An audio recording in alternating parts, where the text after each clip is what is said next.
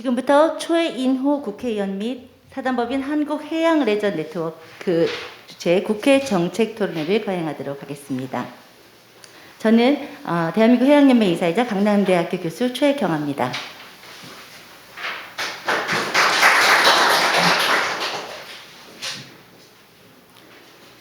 이번 2021 국회 정책토론회는 위드 코로나 시대 해양레저 관광 활성화라는 주제로 국내 해양 관련된 부처와 산학연 모두 함께 이야기를 나누며 소통하는 자리입니다. 위드 코로나 시대의 해양 레저 관광 활성화를 위해서 지원 방안과 발전 방향에 대해서 논의하는 뜻깊은 자리가 되기를 소망합니다. 바쁘신 와중에도 참석해 주신 귀한 내외빈을 소개해 올리도록 하겠습니다. 네, 주최자이시기도 하시죠? 최인호 국회의원님 참석해 주셨습니다. 큰 박수로 환영해 주십시오. 네, 도덕희 한국해양대학교 총장님 참석해 주셨습니다. 고맙습니다. 이준희 해양수산부 해양레저관광과 서계관님 참석해 주셨습니다. 감사합니다. 다음은 구자중 사단법인 한국해양레저네트워크 이사장 겸 부산 MBC 대표이사 사장님 오셨습니다. 감사합니다. 저희가 무관중으로 진행돼서 많은 분을 참석하게 초대 못 드려서 대단히 죄송합니다. 또 한 분 한 분 소개해 올리지 못한 점 해량해 주시기 바랍니다. 네, 다음 개회사가 있겠습니다. 사단법인 한국해양레저네트워크 이사장 겸 부산 MBC 대표이사 사장님께서 개회사를 해주시겠습니다. 앞으로 자리해 주시면 고맙겠습니다. 네, 작년에 이어서 올해도 수고를 많이 해주셨는데요. 네, 여러분 큰 박수로 환영해 주십시오.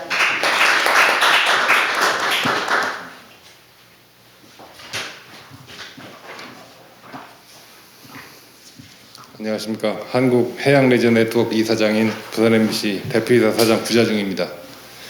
어려운 와중에도 이번 토론회를 개최해 주신 최인호 국회의원님과 참여해 주신 모든 분들께 감사드립니다. 한국해양레저네트워크는 2012년 부산 MBC가 해양레저 산업의 활성화를 위해 설립한 기구입니다. 위드 코로나로 나가고 있는 현 시점에서 이번 국회정책 토론회 주제를 위드 코로나 시대 해양 레저 관광 활성화를 개최하게 된 것을 매우 기쁘게 생각합니다. 최근 관광은 단순히 보기만 하는 것이 아니라 직접 체험하며 즐기는 방향으로 나아가고 있습니다. 해양 레저 또한 관광과 결합하여 이런 트렌드에 맞춰 변화해야 합니다. 코로나 이후 국내 여행이 활발해졌고 그 중에서도 특히 바다를 찾는 관광객이 늘어났습니다. 그래서 지금이 새로운 해양 레저 관광의 기반을 잡고 활성화 방향을 제시할 시기라고 생각합니다. 향후 코로나에서 벗어나 외국 관광객이 오게 된다면 우리나라 관광 산업에 큰 시너지를 불러올 수 있을 것입니다. 내년 2022년에는 자유로이 관광을 즐길 수 있기를 기대합니다. 마지막으로 대한민국 해양 레저 활성화에 대한 지속적인 관심과 지원을 부탁드리며 저희 부산 MBC도 함께 돕겠습니다. 감사합니다.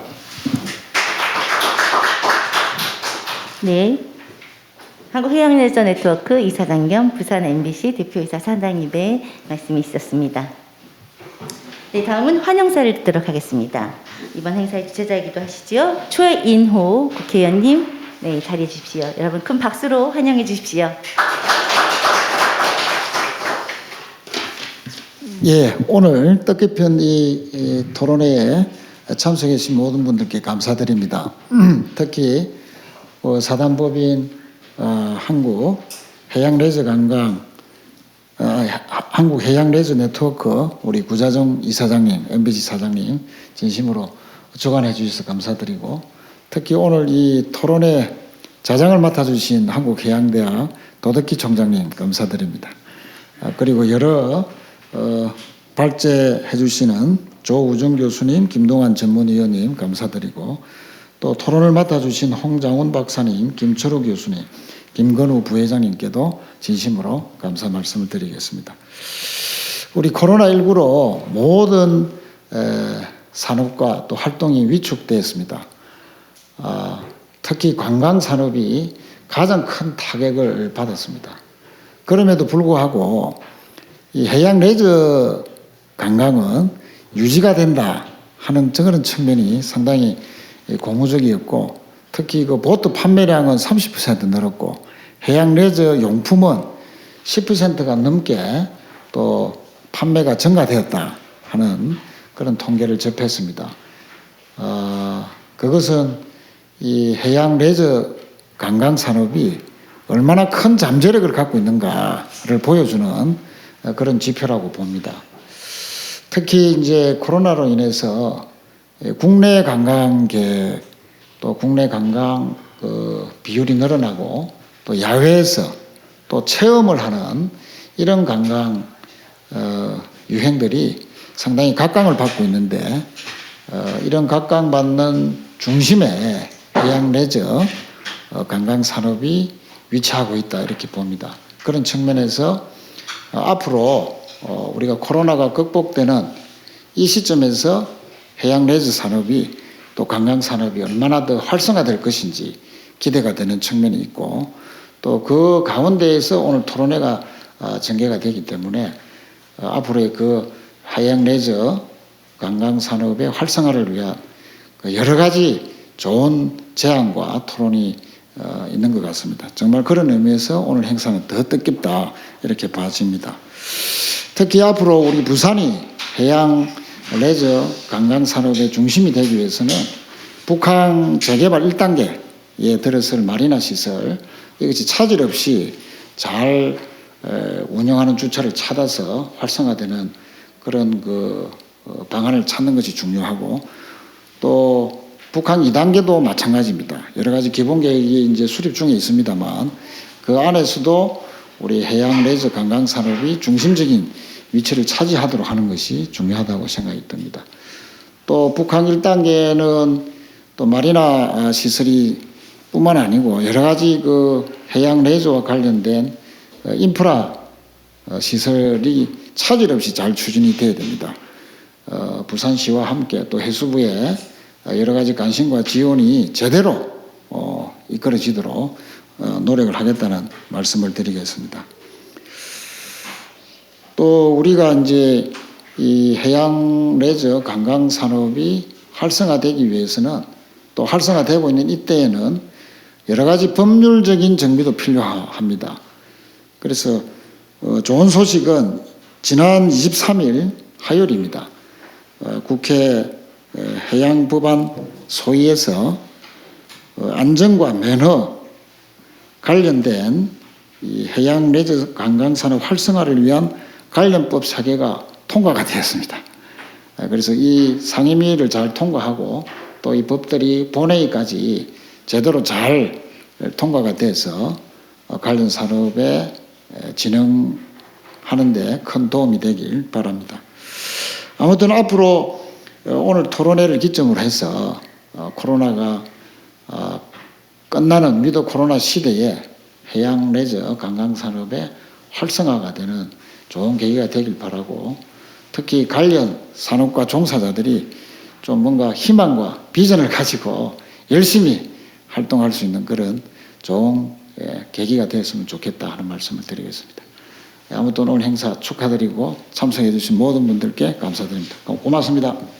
네, 최인호 더불어민주당 국회의원님 감사합니다. 작년에도 이곳에서 2020 코로나 시대 스마트 해양 레저 활성화라는 주제로 해주셨는데요. 네. 올해에도 이렇게 해주셔서 대단히 감사드립니다. 네, 본격적으로 코로나 시대 해양 레저 관광 활성화에 대한 토론회를 갖도록 하겠습니다. 먼저 주제 발표를 듣고 토론 시간을 갖도록 하겠는데요. 첫 번째 주제 발표는요, 한국해양대학교 해양스포츠학과 조우정 교수님께서 수고해 주시겠습니다.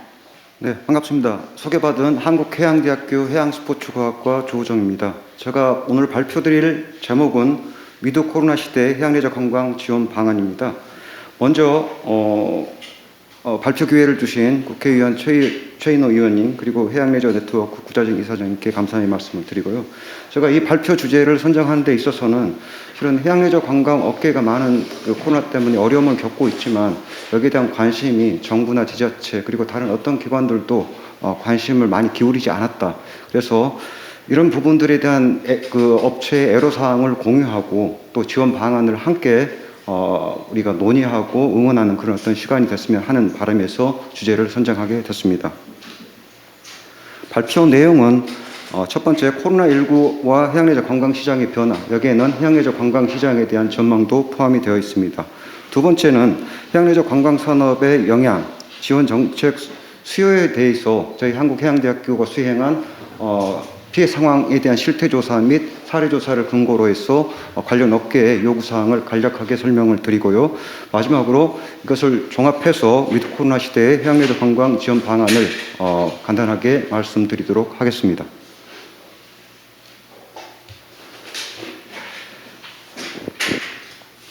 네, 코로나19로 인해서 국내외 관광시장이 많이 변화를 하고 있는데요. 결론적으로는 글로벌 경제도 그렇고 해양레저 관광시장도 큰 타격을 입고 있습니다. 2021년 전 세계 GDP 12% 감소가 예상이 되고 있고요. 관련해서 관광시장도 활동이 거의 80% 이상 위축이 되었으며 이에 따라서 소비 지출도 거의 1조 원 달러의 손실이 발생할 것으로 예상이 되고 있고 전체 글로벌 GDP의 1.5에서 2.8% 감소로 이어질 것으로 이렇게 전망을 하고 있습니다. 국내외 해양레저 관광도 마찬가지입니다. 관광객이 70% 이상 감소를 했고 이에 따라서 관광진흥법상 우리 관광업종의 업계가 거의 작년 기준으로 4조 원 그리고 올해까지 하면 거의 10조 원 가까운 손실을 보고 있다 이렇게 평가 분석되고 있습니다. 해양레저 관광과 관련된 관광객도 거의 80% 이상 감소를 했습니다. 당연히 관련 업계가 타격을 입을 수밖에 없겠죠. 관광레저 시장의 어떤 트렌드를 살펴보면 우리 한국관광공사가 2018년도부터 이렇게 키워드를 가지고 이야기를 해주고 있는데요.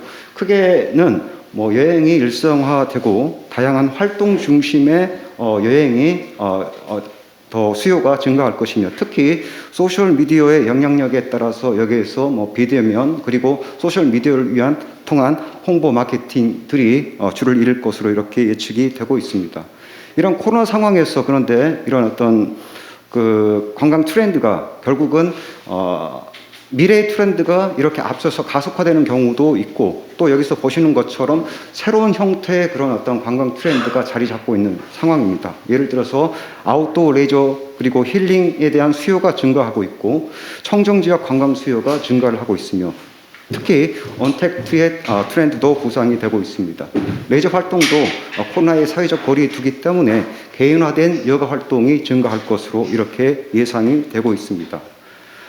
코로나가 과연 종식되면 어떤 관광 활동 그리고 어느 지역을 방문하고 싶습니까? 라는 그런 어떤 분석을 해보면 산이나 바다 등 자연 경관 중심의 레저 관광 활동이 수요가 증가할 것으로 이렇게 분석이 되고 있고 관광 지역은 제주도나 강원도, 전남, 부산 등 연안 도시, 해양 도시들에 대한 관광 수요가 증가할 것으로 보입니다. 보시는 것처럼 서핑이나 세일링, 요트 등 이런 자연 환경과 자연을 기반으로 하는 해양 레저 관광 수요의 증가가 예측이 되고 있습니다.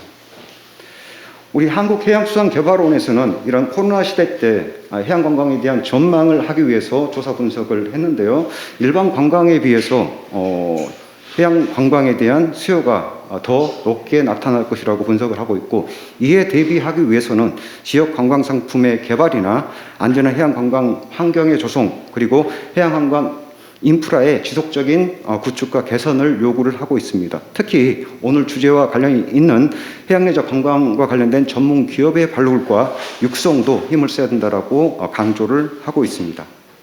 자, 그럼 이 상황에서 과연 우리가 오늘 주제로 하고 있는 해양레저 관광이 전 세계적으로 어떤 규모이고 우리나라에서 차지하는 비중은 어느 정도 되는지 살펴보도록 하겠습니다. 글로벌 해양 경제가 2030년 정도가 되면은 3조 달러 시장으로 크게 증가할 것으로 OECD는 예측을 하고 있습니다. 여기에서 해양 관광이 차지하는 비중은 7,800억 달러로서 전체 해양 경제의 26% 이상을 차지하고 있습니다. 이는 12개 해양 산업 중에서 2위에 해당하는 것입니다. 성장률로 보면 매년 3.51% 이상 성장할 것으로 예측이 되고 있고 여기에서 다이빙이나 보팅 그리고 레저 피싱과 같은 해양 레저의 비중이 증가할 것으로 전문가들이 예측하고 있습니다. 해양레저 산업과 관련해서도 이 장비 산업만 놓고 봤을 때는 500억 달러 수준, 그리고 관련된 서비스업을 모두 포함했을 때는 1000억 달러 수준의 경제가 이 해양레저에서 이렇게 돌아가고 있습니다. 이는 대형 조선 산업보다 더 큰 산업의 규모를 전 세계적으로 형성을 하고 있다. 더불어서 해양레저와 연관을 시킬 수 있는 해양 치유와 관련된 산업도 세계적으로 40조 원 이상의 시장을 형성하고 있습니다. 주목할 필요가 있겠죠. 국내에는 우리 해양수산의 부가가치가 86조 8천억 원 정도인데 여기서 우리 해양레저 관광이 차지하는 규모는 5조 8천억 원 현재 수준입니다. 근데 아래에서 보시는 것처럼 중국이나 그다음에 프랑스, 포르투갈, 뉴질랜드, 호주 등은 그 국가의 해양 경제에서 해양레저 관광이 차지하는 비중이 단연히 1위입니다. 우리가 주목을 해봐야 될 것 같고, 이미 우리나라도 경제적인 규모에 있어서는 G7의 반열에 올라섰고, 또한 관광과 레저의 트렌드가 선진화되고 있습니다. 이런 측면에서 우리나라의 해양레저 관광의 미래는 매우 밝다라고 전망할 수 있겠습니다.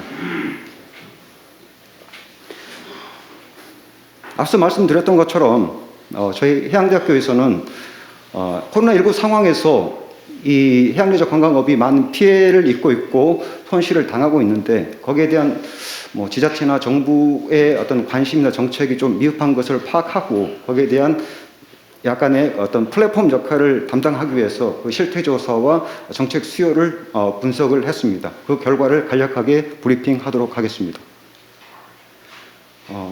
전체 해양레저 관광업 1,500개 중에서 301개 업체가 이 조사에 응해 주셨는데, 마리너업이 100개소, 그리고 수상레저업이 201개소가 이 조사에 포함되어 있습니다. 보시는 것처럼 조사 대상의 어떤 지역적인 기반 놓고 보면 동남권이 제일 많이 차지하고 있는데, 실제 이 동남권에는 마리나업 중심으로 마리나업이 주로 포진을 하고 있고요. 수상레저 같은 경우에는 경기도나 강원도, 그리고 동남권을 중심으로 이렇게 위치해 있습니다. 해양레저 관광업의 그런 기업의 유형을 보면 개인 사업체 중심으로 운영이 되고 있다, 이렇게 보시면 될 것 같습니다. 평균 종사자 수는 1인 기업인 경우가 가장 많습니다. 1, 2인으로 구성되는 경우도 조금 있고요. 그 다음에 비수기와 성수기로 뚜렷이 구분되는 해양레저 관광업의 특성상 최성수기 때 과연 그러면 인력의 규모는 어느 정도인가를 살펴보면, 그럼에도 10인 미만으로 되는 경우가 거의 80% 이상을 차지하고 있습니다. 더불어서 자본금 규모는 1천만 원 미만이 가장 많으며 5천만 원 미만이 그 다음을 잇고 있고, 또한 이 해양레저 관광업의 특성상 거의 1억 원에서 5억 원 미만 그런 어떤 현물 그런 자본을 보유하고 있습니다. 그래서 이 해양레저 관광업의 그런 어떤 특징이나 상황을 살펴보면 개인 사업자의 자본금 5천만 원 미만의 자기 자본 비중이 높으며 현물은 대부분 요트나 보트의 장비 구입에 투입되고 있다, 이렇게 보시면 될 것 같고, 이런 결과는 KMI의 그런 어떤 연구 결과하고도 일치하고 있습니다. 자, 그러면 지금부터 코로나 상황에서 과연 해양레저 관광업이 어떤 애로 사항을 체감하고 있는지 직접 살펴보도록 하겠습니다. 첫 번째, 자금 조달. 두 번째, 정부의 다양한 규제. 세 번째, 홍보 마케팅과 관련된 문제가 이 해양레저 관광업이 직면한 그런 어떤 운영, 경영상의 애로사항이다라고 밝히고 있습니다. 밑에 보시는 것처럼 KMI가 2019년도 조사한 해양레저 관광업의 애로사항은 과다 경쟁이나 그다음에 정부 규제, 자본 조달의 문제를 이렇게 이야기하고 있습니다. 그래서 코로나 상황에서 일어났던 애로사항이 순위가 바뀌어버렸다. 이 부분은 우리가 주목을 할 필요가 있고, 두 번째, 정부 규제는 그럼에도 불구하고 해양레저 관광업의 발전을 저해하는 가장 큰 요인으로 계속해서 유지가 되고 있다. 이 부분에 우리가 관심을 가질 필요가 있을 것 같습니다. 다음은 코로나 발생 전후 인력 수급 전망에 대해서 살펴봤습니다. 코로나 전에는 인력 수급과 관련된 애로사항이 한 100점 중에서 64점, 그리고 코로나 상황에서는 이게 더욱 악화돼서 87.8점, 그리고 코로나 이후에 인력 수급이 어떻게 전개될지에 대해서는 코로나 이전보다는 좀 더 애로사항이 발생할 것이다 라고 이렇게 업계에서는 전망을 하고 있습니다. 가장 큰 경영의 애로사항 중에 하나인 자금 조달과 관련해서도 코로나 전에는 58.4점을 차지했고 코로나 상황에서는 이게 악화돼서 72.6점, 그리고 코로나 상황이 종료된 이후에는 코로나 상황 전보다 자금 조달에 더 애로가 발생할 것이다라고 이렇게 답을 하고 있습니다. 자, 이 부분이 어떻게 보면 가장 중요한 그런 어떤 실태 조사의 결과라고 할 수 있겠습니다. 해양레저 관광업이 어느 정도 타격을 입었는지를 보여주는 그런 어떤 조사 항목이다라고 보시면 될 것 같습니다. 매출이 10% 이상 감소한 기업이 87.3%입니다. 더불어서 60% 이상 매출이 감소한 경우도 거의 50%에 달하고 있습니다. 이것을 업종별로 살펴보면 수학레저업의 매출 감소가 훨씬 더 크고, 물론 일부 마리나업 같은 경우에는 매출이 10%, 또 제가 이따 사례를 말씀드리겠지만 30% 이상 증가한 그런 어떤 기업들도 있습니다. 그럼에도 불구하고 대부분의 해양레저 관광 업계가 거의 90%에 가까운 업계가 매출이 감소했다. 이 부분을 우리가 주목해야 됩니다.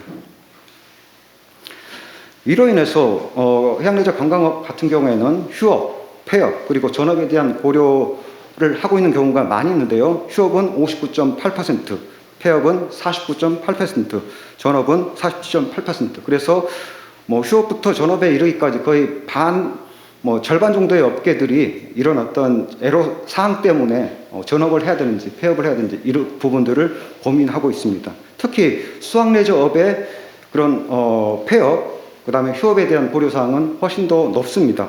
아마 수학레저업이 그런 어떤 이른 기업이고 또 마케팅이나 홍보 역량이 매우 취약하고, 이렇다 보니까 이런 어떤 위기 상황에서 더 어려움을 겪고 있는 것으로 보입니다. 참고로 한국스포츠정책과학원이 국세청 데이터를 기반으로 해서 스포츠 관광업 폐업률 상위 20%를 조사한 결과 수학레저업이 거기에 포진해 있고, 폐업률은 평상시 0.32에서 이 코로나 상황에서 0.96으로 3배 이상 증가를 했습니다. 실제로 제가 해양경찰청 자료를 확인한 결과 2019년 수학레저업은 1046개가 등록되어 있었으나 2020년 985개로 61개 업체가 실제 폐업을 했습니다. 그리고 올해 상황 아직 통계가 나오진 않았지만 아마 코로나 상황이 계속 이렇게 유지가 된다고 하면 폐업률, 그리고 폐업한 업계는 더 증가할 것으로 이렇게 예측이 되고 있습니다. 코로나 상황 이후에 고용, 매출, 수요에 대한 업계의 예상치입니다. 당연히 코로나 상황에서 고용, 매출, 수요에 대해서 부정적인 그런 어떤 예측을 하고 있고, 이후에는 조금 나아지지만 그럼에도 불구하고 그 예측치가 그렇게 높지는 않다. 이렇게 평가를 할 수가 있고요. 문제는 과연 이게 언제 종식이 되고 이게 언제 정상화될 것인가와 관련해서 우리 한국문화관광연구원에서는 올해 상반기 정도에 이런 어떤 관광업, 해양레저 관광을 포함한 관광업들이 정상화될 것이다. 이렇게 이야기하고 있지만, 아시는 것처럼 사회적 거리두기, 그리고 위드 코로나를 선언한 이후에 지금 확진자가 2배 이상 증가를 했고 4,000명을 이렇게 돌파를 했습니다. 이런 상황에서는 내년 하반기까지 최소한 이런 해양레저 관광업의 어려움이 유지되지 않을까, 그렇게 전망을 조심스럽게 할 수 있는 거고요. 세계관광기구에 따르면은 코로나가 종식된 이후에도 해양레저 관광업은 최소 2.5년에서 4년의 그런 어떤 시간이 지나야지만이 이 세계 글로벌 경제 그리고 관광이 이렇게 회복될 것이다라고 이렇게 전망을 하고 있습니다. 이런 측면에서 우리가 지금 해양레저 관광업의 애로점을 파악을 하고 이거 손을 놓고 있을 때가 아니고, 이 관광업을 지원할 수 있는 정책을 조심스럽게 지금부터라도 준비를 해야 될 시점이다. 저는 이렇게 말씀드리고 싶습니다.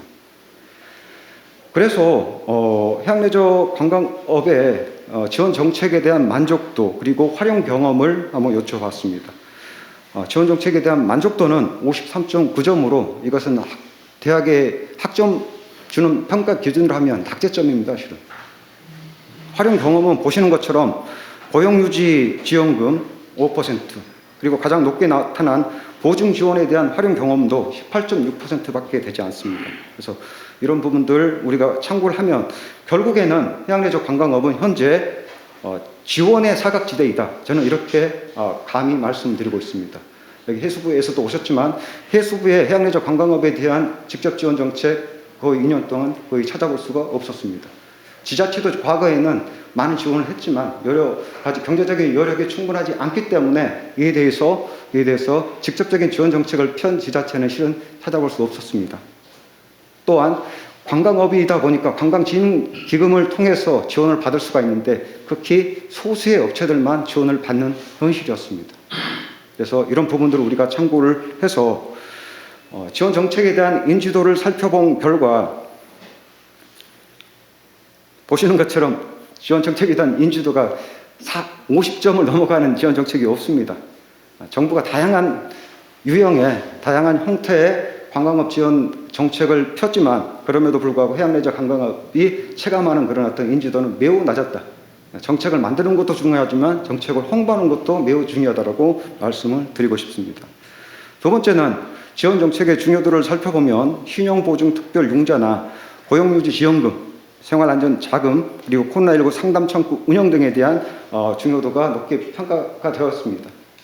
그리고 활용의사에 있어서는 일반 융자 운영자금, 그리고 고용유지지원금 등등 이렇게 나타나고 있는데요. 이것을 두 개의 팩터를 가지고 정책의 중요도와 그리고 활용의사를 가지고 우리가 해양레저 관광업 지원 방안을 도출하기 위해서 최우선 과제들을 살펴본 결과 첫 번째는 신용보증특별융자가 필요하다. 두 번째는 고용유지지원금에 대한 지원이 필요하다. 세 번째는 코로나19 피해 기업에 대한 상담창구 운영이 필요하고 더불어서 보시면 될 것 같습니다. 해양레저 관광업은 일반 관광업과 달리 약간 특성이 매우 틀립니다. 그래서 지금까지 우리 해양수산부에서도 그런 어떤 맞춤형 지원을 하기 위한 다양한 정책을 펴왔는데요. 그런 정책을 통합해서 이런 어떤 맞춤형 지원 정책에 대한 중요도를 살펴본 결과 첫째로 나타나는 게 보험료 면제 또는 감면, 두 번째 레저 관광업 저리 융자 지원, 그리고 홍보 마케팅 지원 순으로 나타났습니다. 물론 밑에서 보시는 것처럼 업종별로 맞춤형 지원 제도에 대한 수요가 조금씩 다르기 때문에 업종별 맞춤형 지원 정책의 필요성을 여기서 제기를 해주고 있습니다.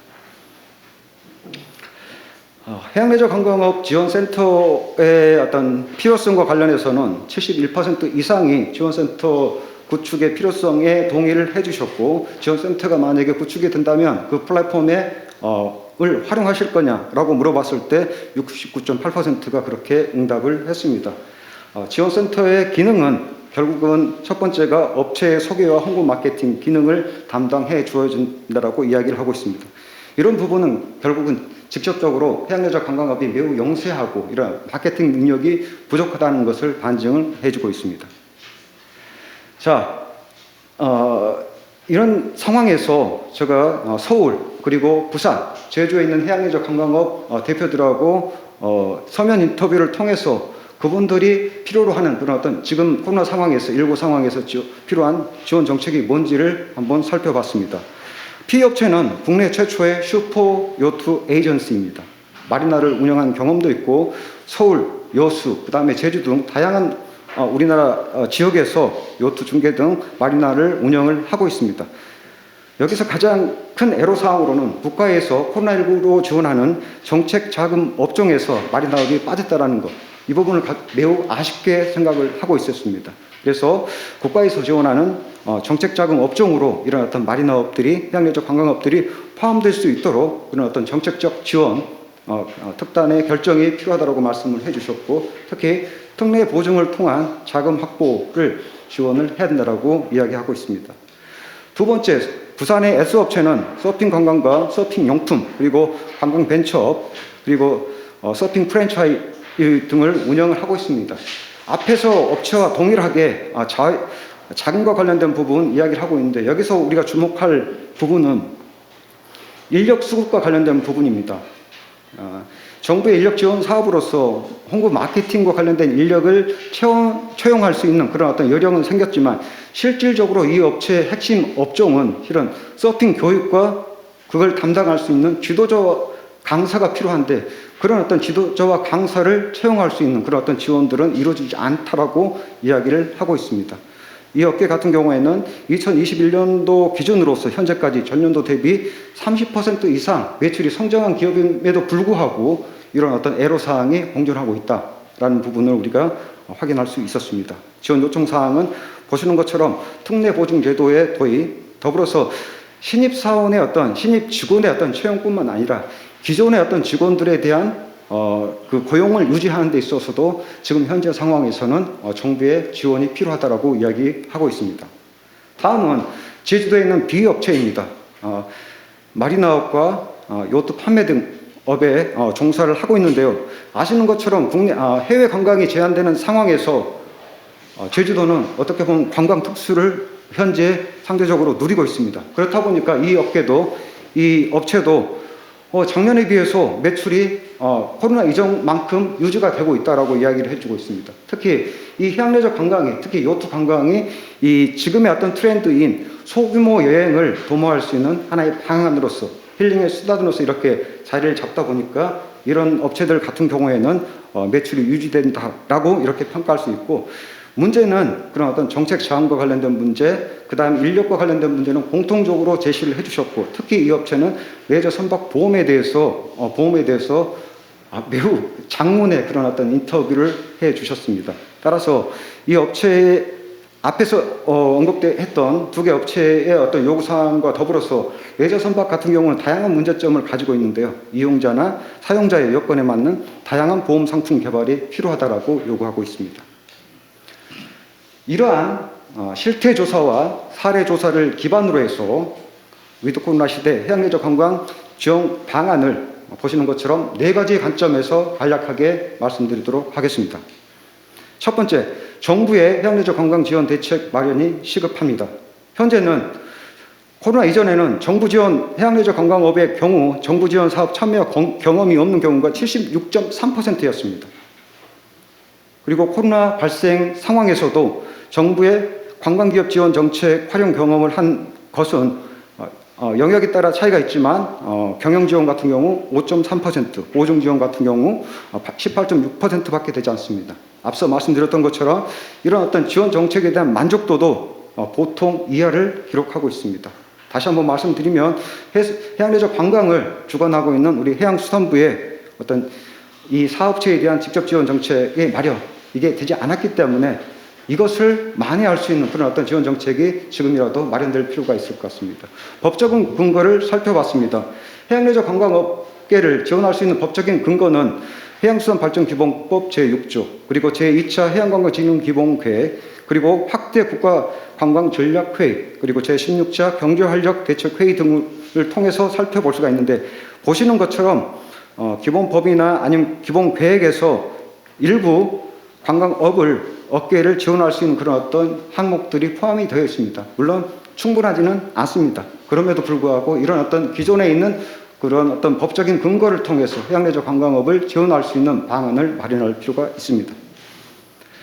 따라서 이런 어떤 실태 조사를 통해서 나온 그런 어떤 중요도가 높게 나타난 그런 어떤 지원 정책에 대해서 살펴보면, 첫 번째, 금융 지원이 가장 시급한 것 같습니다. 중소벤처기업부의 금융 분야 지원 사업에서 재도약 지원금이나 긴급 경영 자금 지원금 등 우리 해양레저 관광업들이 지금까지 많이 실은 계속해서 지원을 받으려고 많이 노력을 했으나 실제 그런 어떤 지원 실태를 살펴보면 이런 어떤 정부의 지원 정책으로부터 많이 소외된 경우가 많이 있었습니다. 그래서 이런 부분들이 좀 확대될 수 있도록 노력이 필요하고요. 특히 관광진흥개발기금 융자 사업 같은 경우에는 수중레저업이나 마리나업 등이 해양레저 관광업종이 포함이 되어 있습니다. 그럼에도 불구하고 여기서 요구하는 것이 결국은 담보, 이거기 때문에 큰 담보를 가지고 있는 호텔업 중심으로 이런 어떤 관광진흥개발기금 융자 사업이 진행되고 있다는 부분을 말씀드리고 싶습니다. 다음은 맞춤형 지원과 관련해서 해양레저 관광업의 첫 번째 경영의 애로사항으로 등장하고 있는 이 보험료의 면제나 감면과 관련된 정책을 우리가 한번 개선할 수 있도록 조금 업계의 목소리도 듣고 그 목소리를 반영한 그런 어떤 보험제도 개선이 필요하다고 생각합니다. 특히 레저 보험이 너무 과다하다, 그리고 성수기, 비수기 어떤 차등이 필요하다, 그리고 해수면과 내수면을 분리 적용하는 그런 어떤 보험 제도의 개선이 필요하지 않을까 생각을 합니다. 레저관광 저리 융자 사업 추진과 관련해서는 현재 실은 해양워터펀드라는 것을 정부에서 운영을 하고 있지만 이게 4차 산업이나 그런 어떤 관련 핵심 기업 기술 중심으로 지원이 되고 있습니다. 아시는 것처럼 해양레저 관광산업은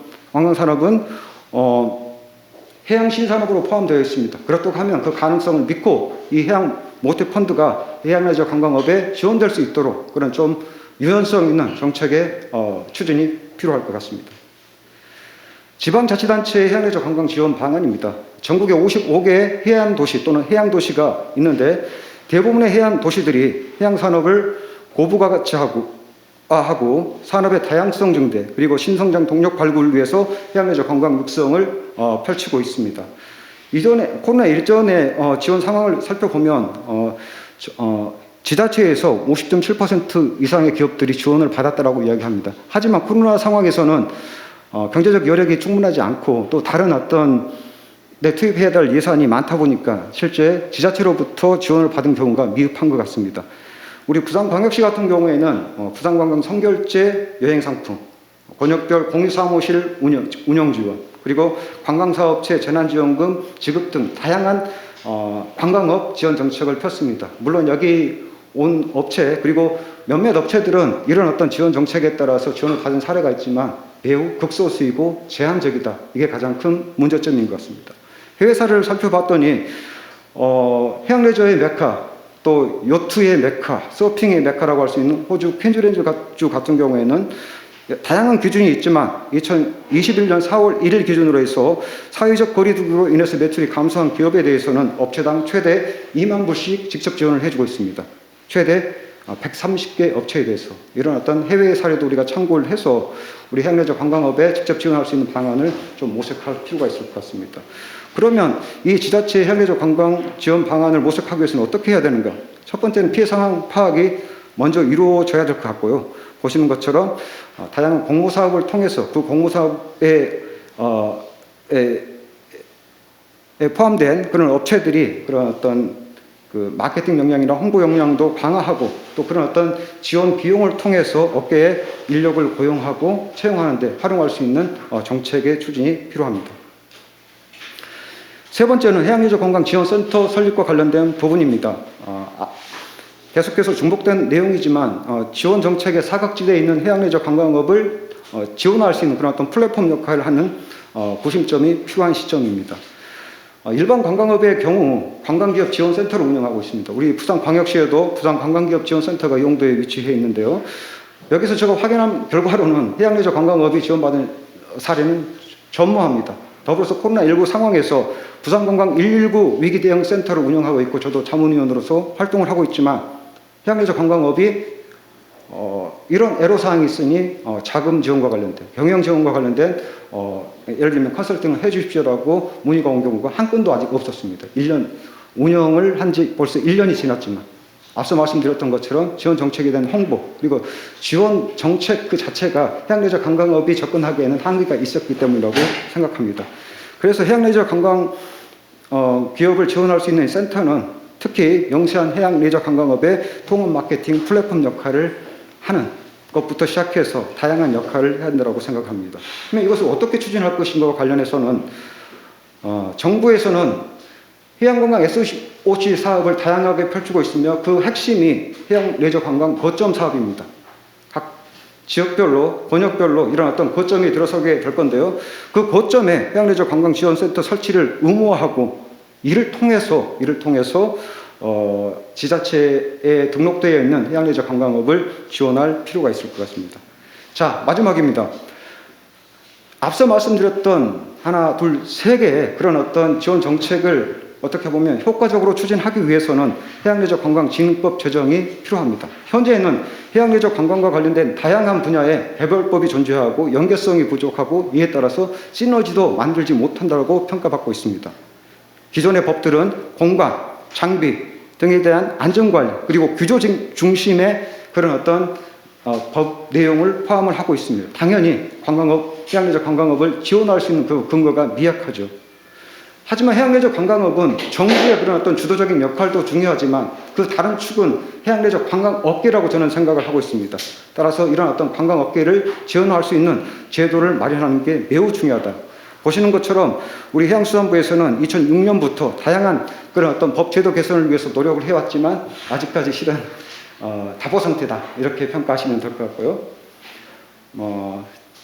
보시는 내용은 작년에 KMI에서 연구한 결과이고 해양레저 관광진흥법 제정안을 보시고 계십니다.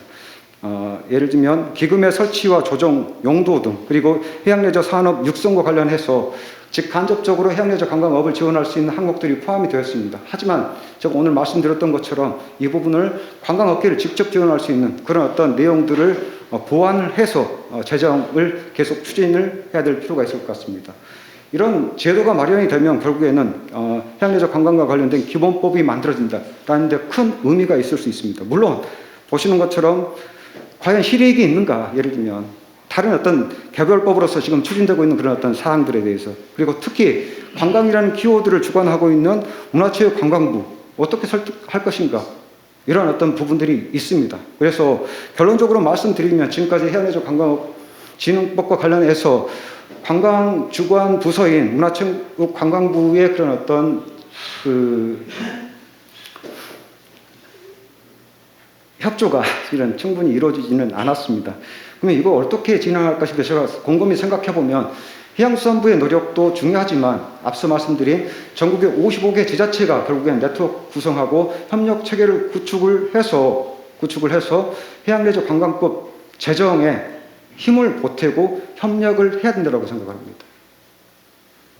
그래서 이런 어떤 제도적 기반이 마련이 되면 위드 코로나 시대에 해양레저 관광업을 좀 더 자생적으로, 그리고 좀 더 지속 가능하게 이렇게 만들어주는 기반이 만들어질 것으로 생각합니다. 발표 마치겠습니다.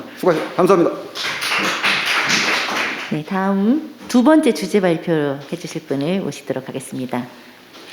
네, 한국표준협회 김동환 전문위원님께서 두 번째 주제 발표해 주시겠습니다. 안녕하십니까. 한국표준협회 김동환 전문위원입니다. 지금부터 마켓 5.0 시대 해양 레저 관광의 고객가치 발견과 서비스 개발 방향에 대해서 간략하게 고찰해 보도록 하겠습니다. 오늘 주제는 두 가지에 대해서 한번 생각을 해보고자 합니다. 첫 번째로는 마켓 5.0 시대에 데이터 기반의 타겟 시장을 분석하는 부분하고, 이를 기반으로 해서 해양 레저 관광에 대한 가치를 발견하고 가치를 통한 이용자의 서비스 개발을 하는 방향에 대해서 한번 살펴보고자 합니다. 많은 분들이 알고 계시는 필립 코틀러가 올해 5월 달에 이런 얘기를 했습니다. 팬데믹과 그로 인한 사회적 거리두기는 기업들이 디지털로 전환하는 속도를 높이도록 압박을 했다는 것입니다. 또한 앞으로의 비즈니스 방식은 결코 예전과 같지 않을 것이다. 오프라인 접촉에 크게 의존하던 산업은 이제 사업 전략을 재고해야만 한다는 것입니다. 정말 여러분들께서도 해양 레저 관광에서 이런 부분들에 대해서 많은 고민들을 하고 계실 거라고 생각을 합니다. 즉, 코로나19로 인해서 데이터 기반 디지털 가속화 시대는 전 세계적 또한 전 업종에서의 가장 큰 명제로 대두되기 시작을 했습니다. 그렇다면 오늘 기반을 가지고 있는 마켓 5.0이 무엇인지 간략하게만 살펴보도록 하겠습니다. 여러분들이 모두 다 알고 계시는 마켓 1.0 시대는 프로덕트, 프라이스, 프로모션 등과 같은 제품 중심의 시장이었습니다. 이를 기반으로 해서 마케팅을 진행을 했었고요. 그 이후에 소비자 중심으로 전환이 됩니다. 그래서 STP라고 부르는 시장 분류, 즉 세그멘테이션과 시장 분류를 통해서 최적의 타겟을 찾아내는 타겟팅, 그리고 그 타겟의 마음속에 우리의 상품과 우리의 서비스가 어디에 위치하고 있는지 포지셔닝에 대해서 소비자 중심의 전략을 구현을 했습니다. 이후에 가치와 스토리를 연결을 해서 소비자 중심에서 인간 중심으로 좀 더 고차원적인 마케팅을 진행을 했고요. 얼마 전까지만 해도 굉장히 온라인 업계에서 크게 화두가 되었던 디지털 마케팅이 마켓 4.0으로 등장을 했었습니다. 이 디지털 마케팅은 많은 것들을 변화시켰는데요. 그중에서 전통적인 방법이었었던 것을 디지털로 변화시키고 디지털 중에서도 가장 최적화되어 있는 메시지를 전달할 수 있는 채널이 무엇이냐라는 것에 포커싱이 되어 있었습니다. 올해 새롭게 발표된 마켓 5.0에서는 앞에서 보셨던 마켓 3.0과 마켓 4.0이 혼합되어 있는 인간 중심의 디지털 마케팅을 추구하고 있습니다. 즉, 이용자가 원하는 우리 서비스의 가치가 무엇이고 그 가치를 어떻게 스토리에 담아서 개별화, 개인화시킨 경험으로서 제공을 할 것이냐라는 것입니다. 이것은 앞에 있었던 디지털의 채널을 이용해서 우리가 이용자에게 주고자 하는 메시지를 전달하고자 하는 방안입니다. 즉, 고객 여정 내내 가치를 창출하고 전달하고 강화시키기 위해서 디지털을 활용한 인간의 모방, 인간의 기술을 모방하는 수준까지의 적용을 이야기하고 있습니다. 이러한 마켓 5.0은 몇 가지의 이론적 함의를 가지고 있습니다. 첫 번째, 이 마켓 5.0은 데이터 중심의 마케팅을 기반으로 합니다. 또 한 가지의 기반은 애자일 마케팅입니다. 이 데이터 중심 그리고 애자일 마케팅을 하기 위해 기법으로서 예측 마케팅, 맥락 마케팅, 증강 마케팅을 현실화하는 데 그 포커싱이 있습니다. 이 중에서도 마켓 5.0의 제1원칙은 데이터 중심의 마케팅이 되겠습니다. 이러한 데이터 중심의 관점에서 봤을 때 과연 우리 해양 레저 관광은 어떻게 분석이 될 수 있는지 간략하게만 살펴보았습니다. 네이버에서 해양 레저에 대한 키워드를 살펴보았고 이를 기반으로 해서 연령별 타겟 트렌드 변화를 분석해 보았습니다. 여기에 있는 자료는 최근 5년간 연령대별 네이버 해양 레저 키워드의 검색 지수 1일 트렌드를 확인한 것입니다. 보시면 파란색은 20대, 녹색은 30대, 40대는 주황색, 50대는 빨간색으로 표현이 되어 있습니다. 5년간의 트렌드를 보시면 2018년 이후에 지속적인 20대와 30대의 검색량 지수가 감소하는 것을 볼 수가 있습니다. 해양 레저 키워드의 전체 검색 지수의 하락의 주요 요인이 바로 20대와 30대의 관심이 점점 떨어지고 있다는 얘기가 되어 있습니다. 또한 2020년 이후에 40대와 50대의 검색량 지수가 상승을 하고 있습니다. 그 중에서도 특히 2020년 하반기에 빨간색 그래프와 주황색 그래프를 보시면 네모박스에 있는 대로 급등하기 시작을 합니다. 앞에서 보셨던 1일 트렌드를 다시 연간 변화량으로 다시 재가공을 하였습니다. 그렇게 살펴본 결과 최근 5년간 20대 그리고 30대의 주도로 해양 레저에 대한 연간 평균 검색 지수가 급격히 감소하고 있습니다. 또한 전반적인 감소 지수 속에서도 40대의 경우에는 코로나 시점을 제외하고 나서는 지수를 계속해서 유지를 하고 있었으며 21년도에서는 지수를 회복하고 있습니다. 특이한 점은 50대의 경우 지속적인 지수 상승률을 보이고 있습니다. 더 나아가서 21년 해당 연령대 기준 최고치의 검색량 지수를 보이고 있습니다. 이런 해양 레저에 대한 키워드 검색에 대한 분석이 있기도 하지만 조금 더 이용자, 소비자 관점에서 살펴보기 위해서 서핑에 대해서 40, 50대를 분석을 해봤습니다. 분석 결과 40대는 2017년 대비해서 2021년 약 1.5배의 검색량 지수 확대가 있었고요. 50대는 2.2배의 검색량 지수 확대가 있었습니다. 다음은 동기간의 남과 여에 대한 젠더 분석이었습니다. 5년간 남성의 검색 지수는 지속적으로 감소하고 있었고요. 여성의 경우는 2021년 전년 대비 반등하는 형태를 나타내고 있어서 여성의 해양 레저 참여가 본격적으로 시작된다고 할 수도 있겠습니다. 또한 여성의 경우에는 2021년까지 점선으로 구현된 것과 마찬가지로 7월과 8월이 지난 성수기를 지나게 되면 검색량이 절벽으로 떨어졌었습니다. 하지만 2021년에 특이한 현상이 벌어졌는데요. 검색량 지수가 슬라이스하게 완만하게 감소되는 폭을 알 수가 있습니다. 데모그래픽 데이터 기반의 시장 분석을 한번 봤습니다. 왼쪽 편은 연령대의 구성 비율이고요. 오른편은 핵심 연령대별 소득, 자산에 대한 현황입니다. 먼저 보시면 검색지수 상승 트렌드를 보였었던 40대와 50대가 전체 인구 비중의 가장 높은 인구 구성 비율을 나타냅니다. 각각 16%와 16.7%를 나타내고 있습니다. 또한 연령대 중에서 30에서 50대의 경우 20대의 소득과 자산에 비교해서 굉장히 큰 차이를 오른표 그램표를 보면서 알 수가 있습니다. 특히 40대와 50대의 경우에는 높은 인구 구성 비율을 가지고 있고 순자산 보유 비율도 다른 연령대에 비해서 굉장히 높습니다. 이는 시장에 대한 충분한 시장성이 있고 시장성이 있는 인구 구성 비율들 중에서도 소비력이 높다는 것을 알 수가 있습니다. 이러한 40, 50대의 소비 특성에 대해서 우리가 살펴봐야 될 텐데요. 40, 50대는 한마디로 얘기하면 1965년에서 80년대생으로서 X세대로 통칭이 됩니다. 이런 X세대들은 최근에 나이를 초월해서 자신의 스타일을 추구하는 신소비 계층, 즉 에이지리스라는 신조어를 탄생시켰고요. 이것을 선도하고 있습니다. 즉 나이를 잃은 세대라고 할 수 있습니다. G마켓에서 발표한 자료에 따르면 2016년 대비해서 2019년에 서핑보드의 판매량이 40에서 60대 사이에서 41%가 증가한 것을 확인할 수가 있습니다. 또한 이러한 40, 50대가 주로 선도하고 있는 아웃도어 시장에서는 자연과 어우러진 아웃도어 활동을 추구하고 있고요. 대표적으로 캠핑과 해양 레저를 들 수가 있습니다. 2021년 상반기 레저용품 수입액은 전년 동기에서 26.8% 증가했고요. 캠핑용품은 63.5%, 해양 수상 레저용품은 13.1%가 증가하였습니다.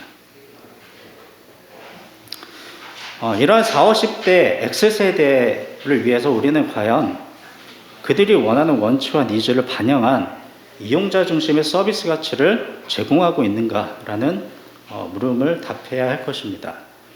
이러한 관점에서 한국 X세대의 특징과 마케팅 관점에서의 의의를 한번 살펴보도록 하겠습니다. 앞에서 보셨던 X세대는 현재 경제인구 중에서 가장 영향력이 있는 세대입니다. 즉, 마케팅 관점에서는 구매력이 가장 높다고 할 수 있죠. 즉, 실수요자입니다. 또한 이들은 워크맨, CD, MP3부터 시작해서 스트리밍 서비스까지 모든 디지털화를 경험한 세대이고 직접 주도했던 세대들입니다. 즉, 이들을 디지털 이주민이라고 부르고 있습니다. 이들은 그래서 디지털화에 쉽게 적응하고 굉장히 창조적으로 어댑티드하고 있습니다. 또한 문화적으로는 서태지와 아이돌로 대표가 되고요. 탈권위주의적 개인주의와 자유로운 개성을 중시하고 있습니다. 이들은 그래서 서비스에서도 개인화에 대해서 굉장한 집착을 하고 있고요. 그래서 나만의 경험을 굉장히 중요시하고 있습니다. 또한 이들은 직업과 가정과의 균형 발전을 원하고 있고요. 그래서 취미와 여가 동안 가족과 개인 간의 소비 중심에서 균형을 이루고자 하고 있습니다. 이런 X세대의 관점에서 이용자 가치를 찾기 위해서 맨 앞에서 말씀드렸던 마켓 5.0의 세 가지 기법에 대해서 먼저 간략하게 말씀을 드리겠습니다. 마켓 5.0은 맥락 마케팅과 증강 마케팅, 그다음 예측 마케팅 세 가지로 이루어져 있습니다. 맥락 마케팅은 감지와 반응을 통한 이용자별 맥락을 파악하는 것이고요. 예를 들면은 맞춤형 할인 서비스라든지 모바일이라든지 컴퓨터를 통해서 상호작용을 통한 상품 추천을 예를 들 수가 있겠습니다. 증강 마케팅의 경우에는 접점 서비스의 효율과 만족도를 증강시키는 여러 가지 통합된 방법론을 이야기하고 있고요. 예를 들면 호텔이나 숙박에서 사용하고 있는 CMS, PMS 시스템, 그 다음 현장에서 이용할 수 있는 티켓 판매 시스템을 예를 들 수 있습니다.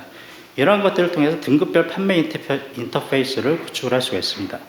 또한 고객관리 입장에서는 CRM 등을 고도화시켜서 지능형 CRM을 만들 수도 있습니다. 예측 마케팅의 경우에는 회계 분석 모델을 기본적으로 가지고 있지만 이것은 행동과 결과에 따른 인과관계 모델을 구축을 하고요. 이 모델과 패턴을 이용해서 예측을 하는 방법입니다.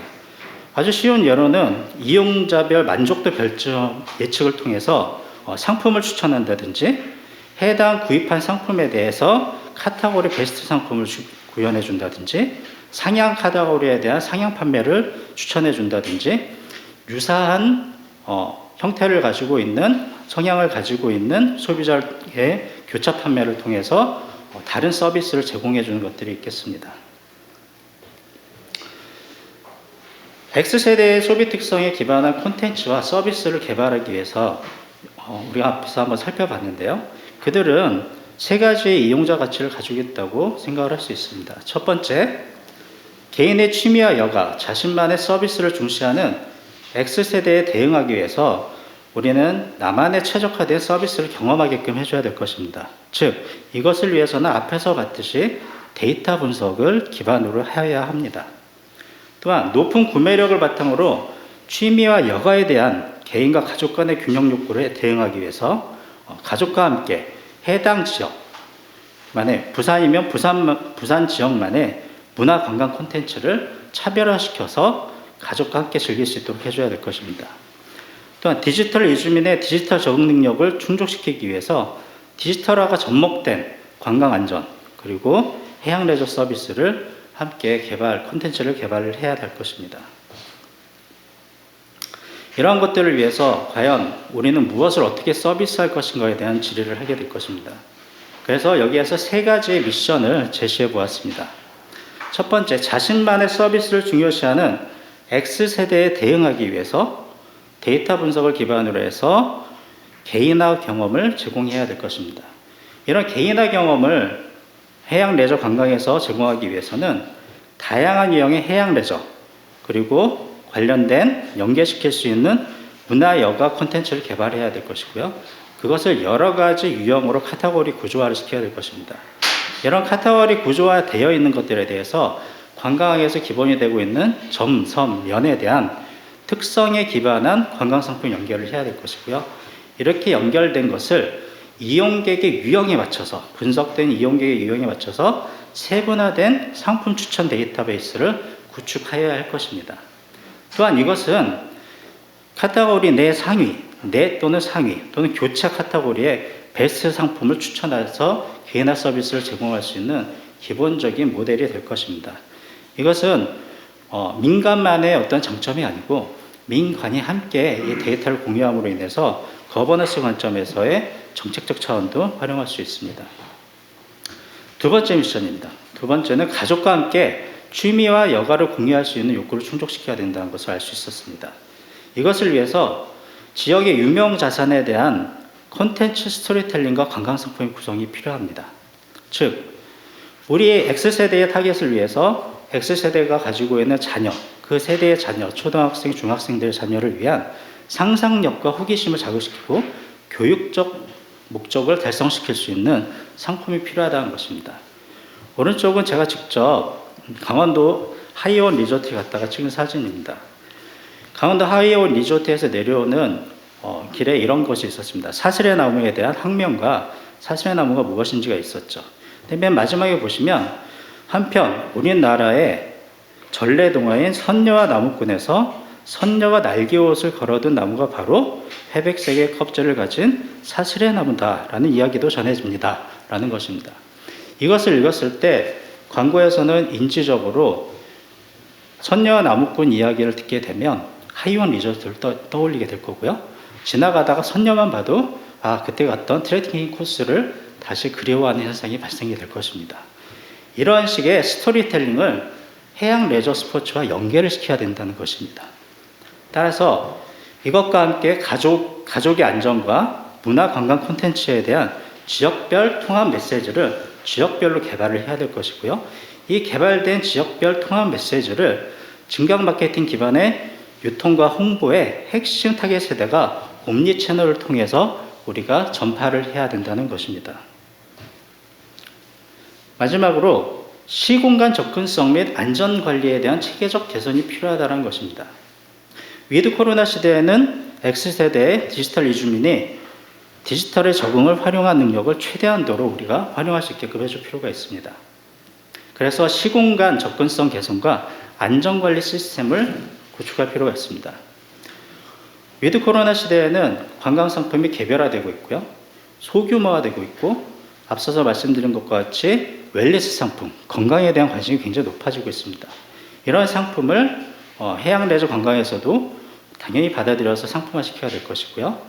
그 다음에 챗봇이나 화상 등과 같이 비대면, 비접촉 상담 또는 이용 안내에 대해서도 시스템화를 시켜야 될 것입니다. 이와 함께 네이버 페이, 카카오페이 등과 같은 비대면 결제 시스템, 그 다음에 과밀집 방지를 위해서 예약자 분산 시스템과 방지 모니터링 시스템 등을 도입을 해야 될 것입니다. 또 호텔 등에서 주로 사용하고 있는 체크인, 체크아웃 또는 이러한 스마트 시스템에 대해서 우리가 체계화시켜야 되고, 또한 해양 레저 관광에서 쓰고 있는 여러 가지 물품이라든지 어떤 용품에 대해서도 수령과 반납 등을 스마트키 등을 활용을 해서 비대면화시키는 것이 매우 중요하다고 할 수 있습니다. 이렇듯 해양 레저 관광에서 고객 가치를 발견하고 우리의 고객에게 어떠한 가치를 줄 것인지, 그리고 그들이 원하는 가치에 맞춰서 어떠한 서비스를 개발할 것인지를 마켓 5.0 시대에 맞춰서 잘 우리가 서비스를 진행하여야 할 것입니다. 네, 이상으로 마치겠습니다. 감사합니다. 이번에는 토론자분들과 함께 모시고 토론의 시간을 갖도록 하겠습니다. 이번 토론에는요, 한국해양대학교 도덕희 총장님께서 수고해 주시겠습니다. 네, 총장님께서 직접 나오셨네요. 대단히 고맙습니다. 여러분 큰 박수로 환영해 주시기 바랍니다. 안녕하십니까. 오늘 주제 토론의 좌장을 맡게 된 한국해양대학교 총장 도덕희입니다. 오늘 이러한 뜻깊은 자리에 제가 좌장을 맡게 돼서 굉장히 영광스럽게 생각합니다. 위드 코로나 시대 해양 레저 관광 활성화라는 주제로 토론을 위해서 먼저 우선 발표를 먼저 하신 두 분하고 그리고 새로운 토론을 위해서 세 분을 모시도록 하겠습니다. 한국해양수산개발원 홍정은 연구위원님께서 말씀에 방금 발표했었던 내용에 관련해서 의견을 토론을 해주시면 감사하겠습니다. 예, 안녕하십니까. 방금 소개받은 한국해양수산개발원 홍장훈입니다.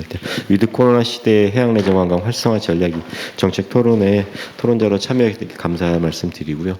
오늘 토론의 주제는 그런 것 같습니다. 첫 번째, 시장이 코로나19가 와서 시장이 변화하고 있고 한쪽에서는 트렌드가 이런 것이 변화하고 있는데 어떠한 대응 전략을 마련하면 좋을까에 대한 이야기였던 것 같고요.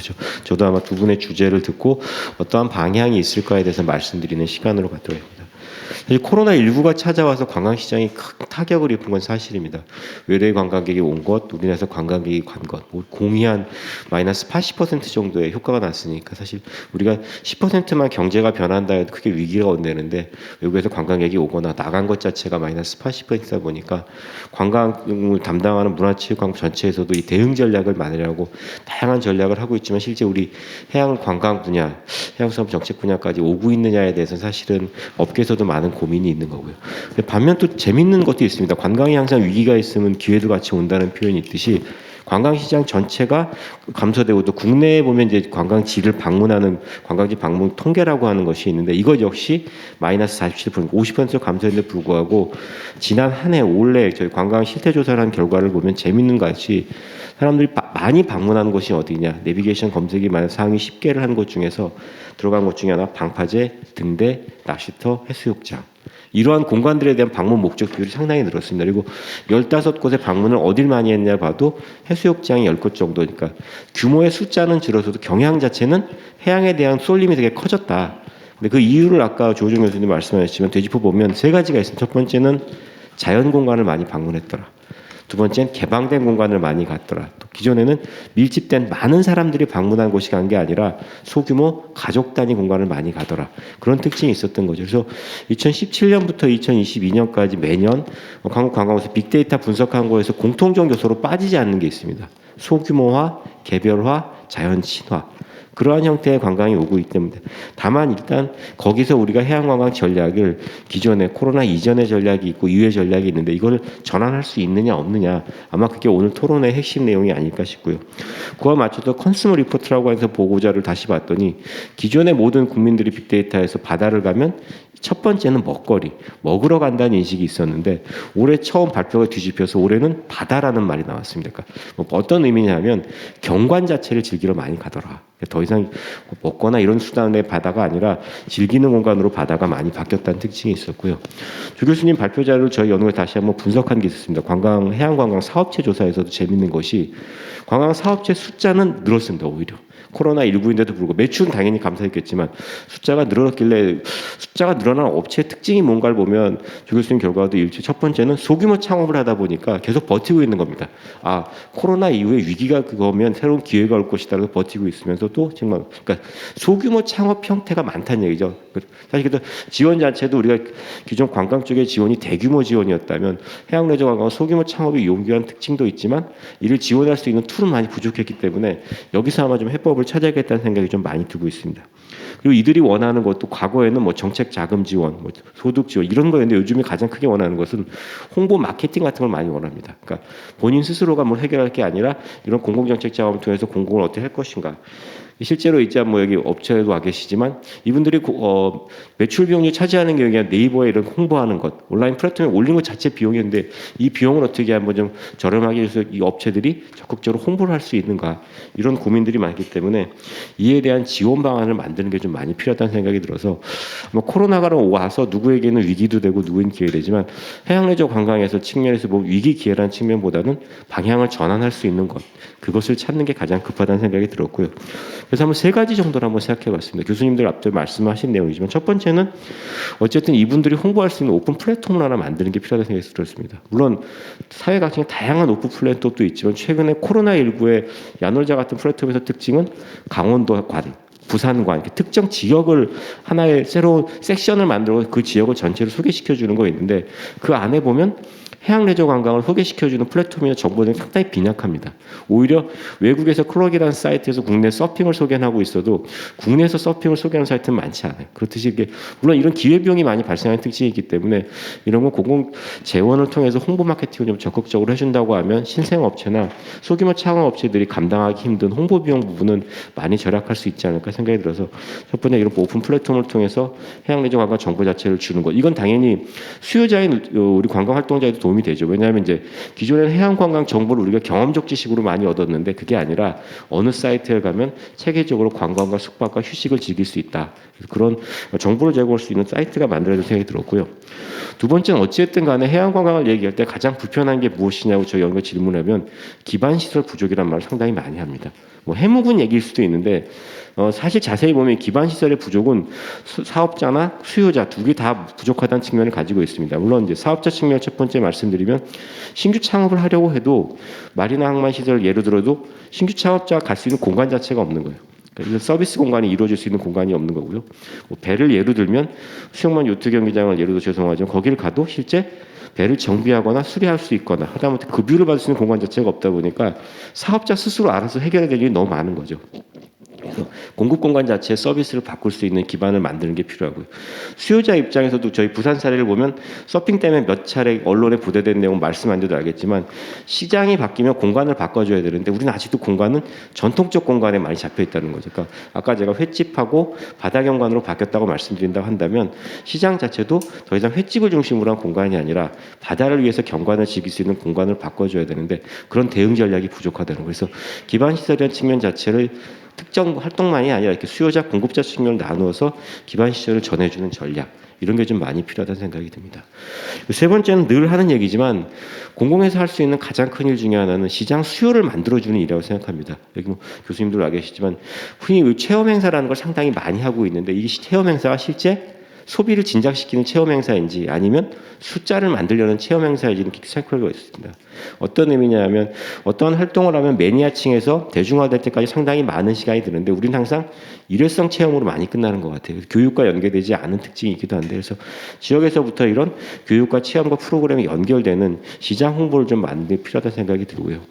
이건 제가 다른 곳에서 발표했던 적이 있는데 지역 슬로건이 좀 필요하다는 생각이 듭니다. 어떤 의미냐면 부산이 관광도시인지 해양관광도시인지를 선택하라고 한다면 아마 선택을 못하는 경우가 상당히 많습니다.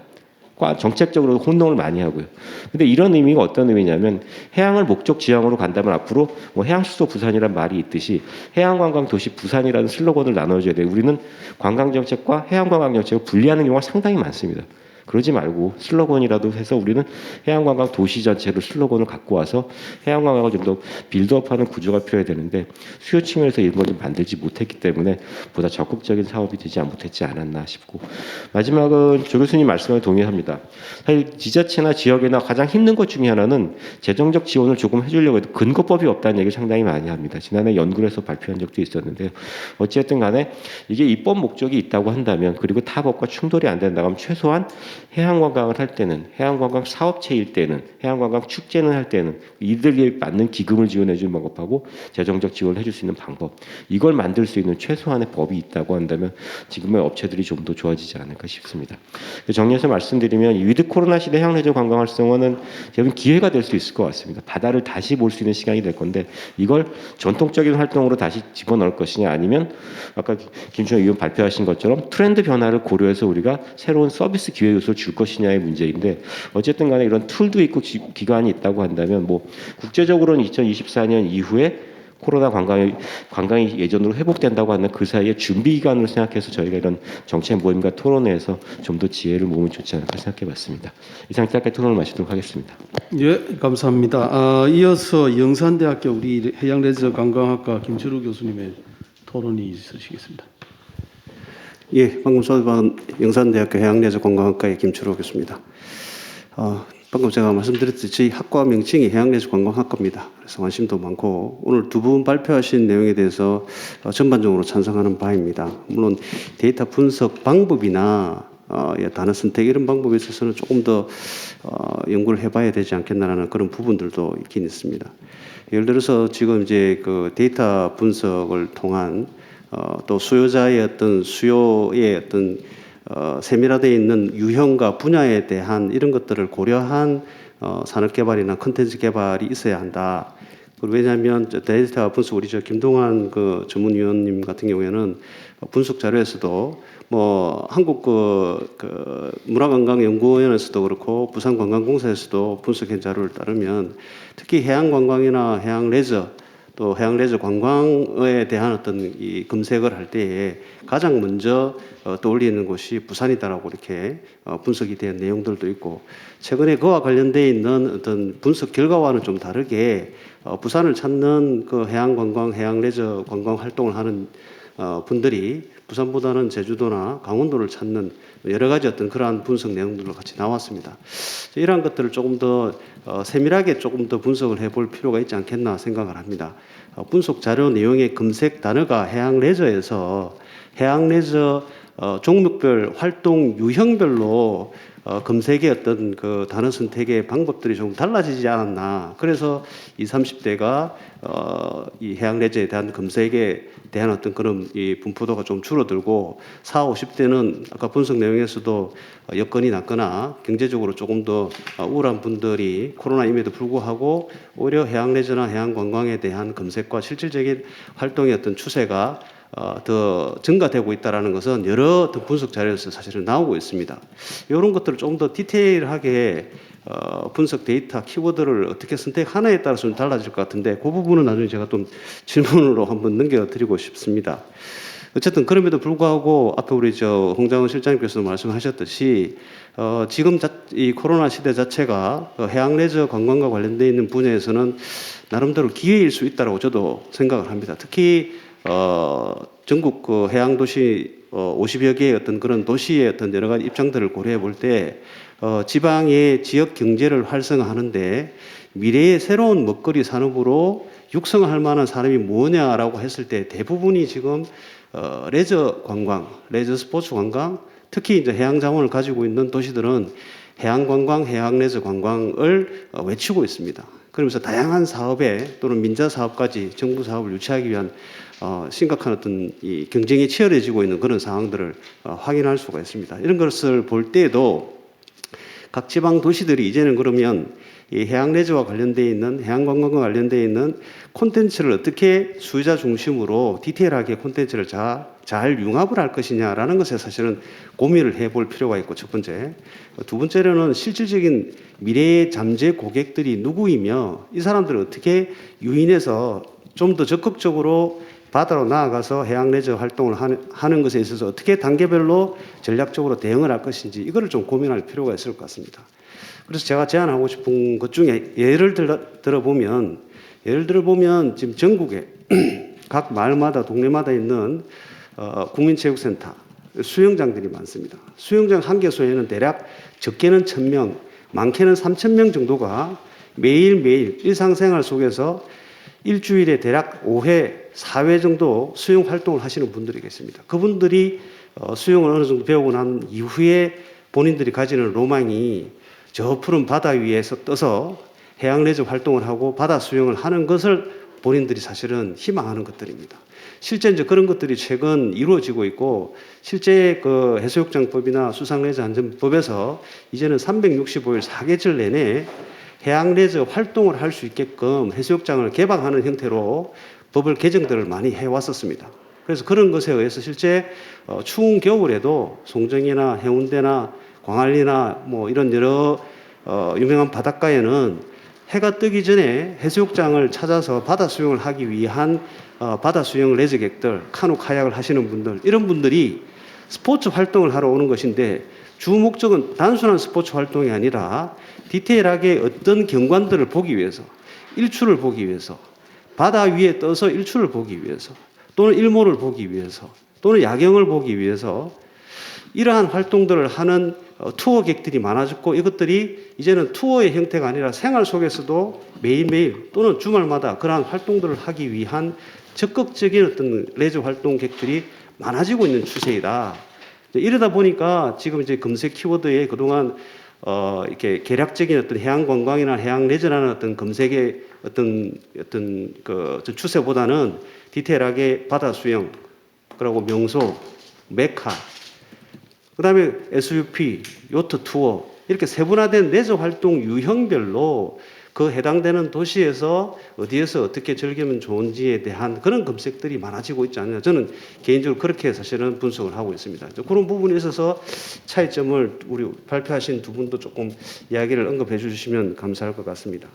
자, 이러한 부분들을 고려해 볼 때 제가 이제 짧게 한 세네 가지를 조금 간략하게 말씀드리고 싶은 거는 여러 차례 다른 자리에서도 말씀드렸지만 이러한 활동들에 대한 거시적인 어떤 정책이나 전략들은 수립이 되어져서 해수부를 중심으로 해서 각 지자체, 특히 해양레저 관광 자원들을 보유하고 있는 그런 중소도시들은 적극적인 어떤 그런 개발 계획과 정책과 그다음에 여러 가지 조례들을 만들어 나가고 있는 그런 실정입니다. 거기에 플러스 알파로 지금 필요로 한 것들이 이러한 것들을 공공행정력이 좀 더 전문성이 좀 더 강화되고 지속적으로 좀 유지가 되어져야 된다라는 말씀을 드리고 싶습니다. 예를 들면 해수부에서도 앞에 우리 조호정 교수님께서 잠시 말씀하셨지만은 해양레저 관광 거점 사업이 시작된 지 오랜 세월이 되었습니다. 그럼에도 지금 추가적으로 지속적으로 이루어졌어야 되는데 지금 대략 뭐 물론 코로나 때문이기도 하겠지만 예산 확보의 어떤 여러 가지 어떤 문제 때문에 해양레저 관광 거점 사업이 중간에 사실은 잠시 이렇게 보류되고 있는 그런 부분도 있고 아직 권역별로는 아직 거기에서 마지막으로 선정되어야 될 권역이 아직까지는 진행이 되지 않는 부분들도 있습니다. 그 외에도 사실은 여러 가지 실질적으로 정책적으로 계획되어 있는 사업들 중에서 실행이 되지 않고 있는 그런 일들이 있습니다. 예를 들면 특히 지방 중소도시 같은 경우에는 관련 개나 과가 있는 그런 부처에서도 이 공무원들의 어떤 순환 근무제 때문에 실질적으로 1년, 2년이 채 되지 않고 다시 다른 근무지로 가게 됨으로 인해 가지고 이 성숙되지 않는 관련 산업을 육성하는 데 사실은 공공행정력이 과연 좀 적극적으로 지원이 되느냐라고 물어봤을 때는 상당히 좀 문제점들이 있습니다. 이제 그런 부분에 대해서 해양레저 관광과 관련되어 있는 자원을 확보를 하고 있고 관련 산업의 미래의 어떤 먹거리라고 생각하는 지방 중소도시 지자체들은 그러한 부처들은 좀 전략적으로 좀 육성을 하고 지속적으로 전문성을 좀 강화하고 해야 되지 않겠나라는 그런 부분들을 제가 말씀드리고 싶고, 앞에 또 우리 김동완 대표님께서도 말씀하셨듯이 특히 데이터베이스를 이 분석을 통한 마케팅 전략을 수립해야 된다라는 이런 부분에 있어서도 특히 해양레저 관광 산업에 대해서는 수요 분석이나 정기적인 어떤 그런 이 데이터 분석이 축적되어 있지 않다 보니까 실질적으로 이것을 지자체에서 지역 경제 활성화를 위한 정책으로 또 예산으로 투입시키기 위한 이런 전략으로 삼기가 사실은 쉽지 않은 부분들이 있습니다. 그래서 이런 통계 이 데이터베이스를 일정하게 이렇게 축적시킬 수 있는 그러한 부분들이 필요할 것이고, 이러한 것들을 토대로 해서 실질적으로 해양레저 관광, 해양 관광과 관련되어 있는 미래 산업을 육성해야 될 도시들은 실질적인 어떤 예산을 투입을 할 수 있는 그런 구조를 만들어 나가야 될 것입니다.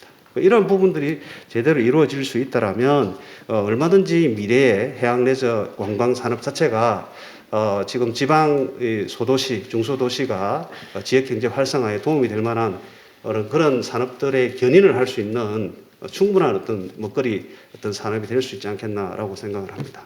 자, 저는 여기까지 토론하도록 하겠습니다. 예, 감사합니다. 예, 감사합니다. 이어서 부산마리나 대여업 협동조합 김건우 부회장님께서 애로사항이라든지 그것만 간략히 좀 아, 네, 그 소개받은 그 마리나 협동조합의 부회장을 맡고 있는 김건우라고 합니다.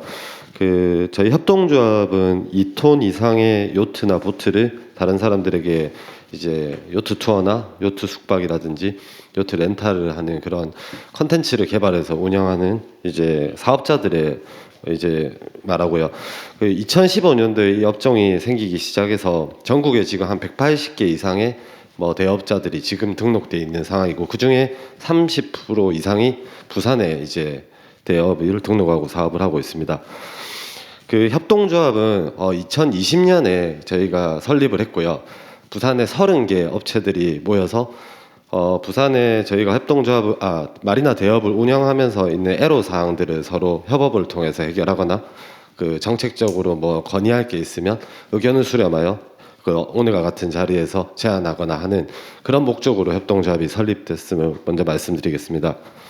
그 2021년에 저희 협동조합의 전체적인 업계 현황부터 먼저 말씀드리면, 코로나 사태로 인해서 어려운 시기를 거치고 있는 거는 맞습니다. 다들 힘든 시기를 거치고 있고요. 다만 일반 여행업이나 그 일반 관광기업과는 조금 다르게 조금의 그 피해나 그 여행객 감소 수치는 조금 적은 것 같습니다. 그리고 전체적인 저희 여행객 이용자 수를 조금 말씀드리면, 연간 한 20만 명 정도가 마리나 대업 요트를 이제 탑승하러 부산에 방문을 하시는 걸로 추정되고 있고요. 그리고 최근에 위드 코로나 정책이 조금씩 시작되면서 다시 여행자들이 좀 많이 몰리고 있는 이런 움직임이 조금 느껴지는 걸로 생각됩니다. 그리고 그 이번 코로나 시대에 저희 마리나 대업의 뭐 여행 트렌드를 간략하게 말씀드리면, 그 되게 이제 다른 사람들이랑 함께 타는 이제 퍼블릭 투어라고 하는 상품보다 단독으로 렌탈하는 이런 여행 수요가 많이 증가를 했고요. 그리고 앞서 김동완 의원님이 말씀하신 트렌드에서 나왔듯이 20대에서 30대 원래 여행자가 다수를 이뤘다면 40대에서 50대에 이 이용자가 좀 많이 늘었습니다. 그리고 또 하나는 계절적의 한계가 많이 줄어들고 있습니다. 매년 시즌이 조금씩 길어지고 있는데요. 올해 같은 경우도 11월 달에 보통 9월 정도에 이용자와 매출이 달성할 정도로 많이 그 시즌이 길어지고 있는 것 같습니다. 그리고 저희 마리나 업계에서 건의사항을 조금 요약해서 해왔는데요. 사실 너무 많아가지고 사실 요약하기가 좀 어렵긴 했습니다. 근데 몇 가지만 말씀드리면 간단하게 말씀드리겠습니다. 일단 저희가 운영할 수 있는 선박 수상레저 기구의 제한 톤수가 20톤으로 제한되어 있습니다. 근데 이 톤수가 조금 상향 조정되었으면 합니다. 왜냐하면 선박의 대형화가 되면서 수상레저 기구도 20톤 이상 되는 배를 소유하거나 또 운영하고자 하는 사람의 이 니즈가 엄청나게 늘어나고 있습니다. 그래서 한 25톤 정도까지만 늘어나도 이 문제가 좀 해결될 것 같고요. 또 하나는 운항사의 조건 완화인데요.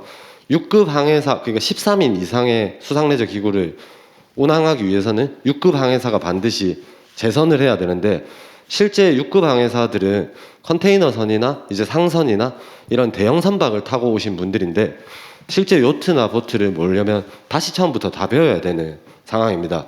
그래서 차라리 이 항해 경력보다는 안전에 대한 그런 이제 자격 요건을 강화해서 요트 면허 플러스 인명구조원 이런 사람이 2명 타는 게 훨씬 효율성이 높지 않나라는 생각에서 자격 요건을 좀 완화를 요청드리고, 그리고 또 마리나업에 근무하는 종사자들이 운항 경력이 승무 경력으로 인정되지 않고 있습니다.